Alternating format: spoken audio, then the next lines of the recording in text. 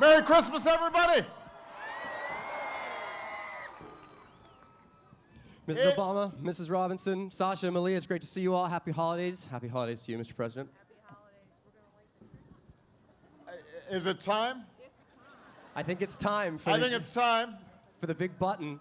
Let's do it. Let's count it down, everyone. I hope everybody's ready.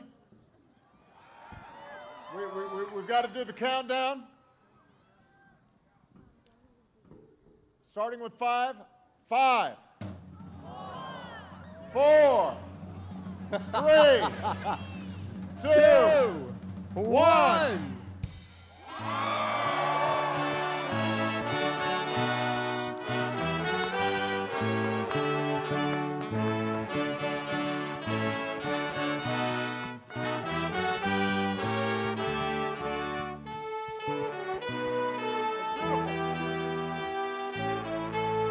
Merry Christmas, everybody. We're going to read a story. What do you think we're going to read? 'Twas the night before Christmas. Yes. All right, so Rico and I, we're going to take turns this year, okay? You ready? Ready. 'Twas the night before Christmas, when all through the house, not a creature was stirring, not even a mouse. The stockings were hung by the chimney with care, in hopes that St. Nicholas would soon be there. The children were nestled all snug in their beds, while visions of sugar plums danced in their heads. And Mama in her kerchief and I in my cap had just settled our brains for a long winter's nap. When out on the lawn there arose such a clatter, I sprang from the bed to see what was the matter. Away to the window I flew like a flash, tore open the shutters, and threw up the sash. The moon on the breast of the new fallen snow gave the luster of midday to objects below, when what to my wondering eyes should appear but a miniature sleigh and 8 tiny reindeer. With a little old driver so lively and quick, I knew in a moment it must be St. Nick. More rapid than eagles, his coursers they came, and he whistled and shouted and called them by name. Now Dancer, now Dasher, now Dancer, now Prancer and Vixen, on Comet, on Cupid, on Donner and Blitzen. To the top of the porch, to the top of the wall, now dash away, dash away, dash away all. As dry leaves that before the wild hurricane fly, when they met with an obstacle, mount to the sky. So up to the housetop the coursers they flew, with the sleigh full of toys, and St. Nicholas too. And then in a twinkling, I heard on the roof the prancing and pawing of each little hoof. As I drew in my head and I was turning around, down the chimney St. Nicholas came with a bound. He was dressed all in fur from his head to his foot, with his clothes withal tarnished with ashes of soot.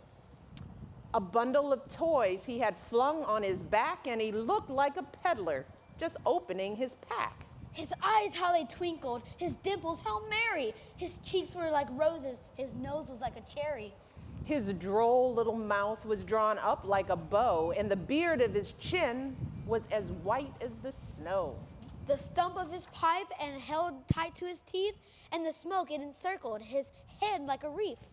He had a broad face and a little round belly that shook when he laughed like a bowl full of jelly. He was chubby and plump and right jolly old elf, and I laughed when I saw him in spite of myself. A wink of his eye and a twist of his head soon gave me to know I had nothing to dread. He spoke not a word, but went straight to his work, and filled all the stockings, then turned with a jerk. And laying his finger aside of his nose and giving a nod, up the chimney he rose. He sprang to his sleigh, to his team gave a whistle. They all flew down of the thistle. But I heard him exclaim as he drove out of sight, Merry Christmas to all, and to all a good night. Yeah, awesome. Way to go. Merry Christmas, everybody. Michelle told me to be brief because she wants to hear music. Thank you, Secretary Salazar, for that generous introduction and for your dedication to protecting our natural resources. I want to thank Neil Mulholland and the whole National Park Foundation and the National Park Service team for helping to put on this beautiful production. Let's give a big hand to Neil Patrick Harris and this evening's performers for putting on a fantastic show. And I want to also thank all of you for joining us to celebrate this great American tradition. As has been mentioned, we've been lighting the national Christmas tree for 90 years now. In times of war and peace, triumph and tragedy, we've always come together to rejoice in the Christmas miracle. But our tree has been having a hard time recently. This is our third one in as many years. Our long-standing tree was lost in a storm, and then its replacement didn't take hold. It just goes to show nobody's job is safe here in Washington. But I feel good about this one. It was planted just days before Hurricane Sandy, and it made it through the storm in one piece. Now, we know that some of our neighbors to the north saw a more ruthless and destructive Sandy. And this holiday season is especially difficult for families who lost everything in the storm. But it's also a time for us to be grateful for the heroism and perseverance of ordinary men and women in the storm's path who've showed us that Americans will always be stronger than the challenges that we face. And as I did before Thanksgiving, I can't help but tell a story of their enduring holiday spirit. You know, this evening in Midland Beach, New York, on a street lined with houses and businesses devastated by the storm, a great big Christmas tree shines out of the darkness. Just a couple of weeks ago, as impacted families were still seeking some sense of getting back to normal, one local nursery donated the tree, another chipped in for the lights and a star, and 70-year-old Tom Killeen and his longtime buddies from the area planted it at the end of the street overlooking the town beach. As Tom says, the tree has one message. It's Christmas time, not disaster time. And Tom's right. For centuries, the message of Christmas, of peace and goodwill to all, has guided millions of people around the world through good times, but also through bad times. This year is no different. It's a chance for all of us to open our hearts to the least fortunate among us. It's a chance to remember what Christ taught us, that it is truly more blessed to give than to receive, and that the simplest gifts bring the greatest joy. And it's a chance to count our blessings and give thanks to those outstanding service members who bravely defend them. For Americans of all backgrounds and beliefs, may this holiday season remind us of the spirit of brotherhood and generosity that unites us as citizens. And may every tree from Midland Beach to this Ellipse and all across the country shine as a beacon of hope for all Americans.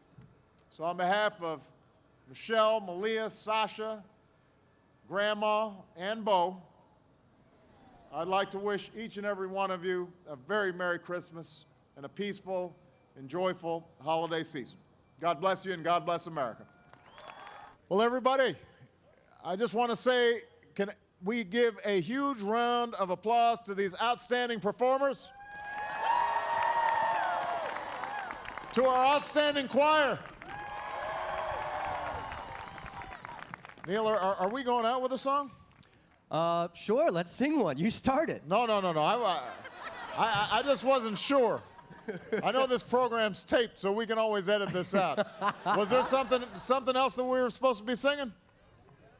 Santa Claus is coming to town. That's what I thought. It's a dandy tune. Let's hit it.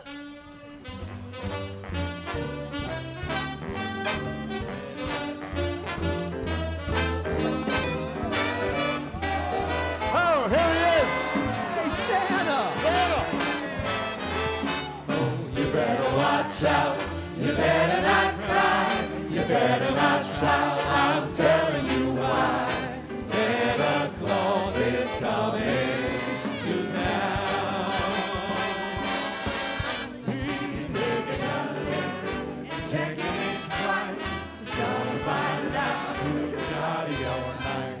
Knows if clothes is dying. For goodness sake. Oh, you better watch when you're sleeping. He knows when you're awake. He knows if you've been tired. So be good for goodness sake. Oh, you better watch out. You better not cry. You better not pout. I'm telling you why. Santa Claus is coming to town.